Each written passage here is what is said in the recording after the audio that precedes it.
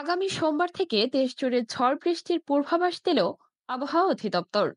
এ বৃষ্টি দেশের বিভিন্ন প্রান্তে 6 দিন ধরে চলতে পারে বলে জানানো হয়েছে আজ শনিবার। কালবৈশাখীর এ সময় নিজেদের সুরক্ষার জন্য সতর্কও করে দিয়েছেন আবহাওয়া অফিসের কর্মকর্তারা। তারা বলেছেন, কয়েকদিনের বৃষ্টির পর তাপপ্রবাহ কমে যেতে পারে, তবে আজ তাপপ্রবাহ কমছে না। আজ সকালে আবহাওয়া অধিদপ্তর পরবর্তী 24 ঘন্টার আবহাওয়া পরিস্থিতির পূর্বাভাস দেয়। সেখানে বলা হয়, আজ সিলেট বিভাগের কিছু কিছু জায়গায় এবং রংপুর, ঢাকা, ময়মনসিংহ, বরিশাল ও চট্টগ্রাম বিভাগের দুই এক জায়গায় অস্থায়ীভাবে দমকা বা ঝোড়ো হাওয়া সহ বৃষ্টি বা বজ্র সহ বৃষ্টি হতে পারে। সেই সঙ্গে কোথাও কোথাও বিক্ষিপ্তভাবে শিলাবৃষ্টিও হতে পারে।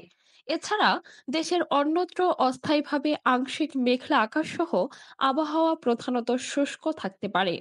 এছাড়া তাপপ্রবাহের বিষয়ে আজ বলা হয়েছে, পাবনা, যশোর, চুয়াডাঙ্গা ও বাগেরহাট জেলার উপর দিয়ে তীব্র তাপপ্রবাহ বয়ে যাচ্ছে।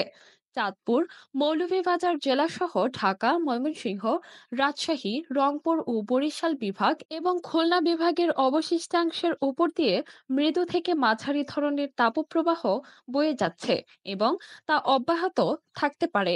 আবহাওয়া অধিদপ্তরের আবহাওয়াবিদ মোহাম্মদ আবুল কালাম মল্লিক বলেন, আগামী সোমবার থেকে দেশের বিভিন্ন স্থানে বজ্র ঝড় শুরু হতে পারে।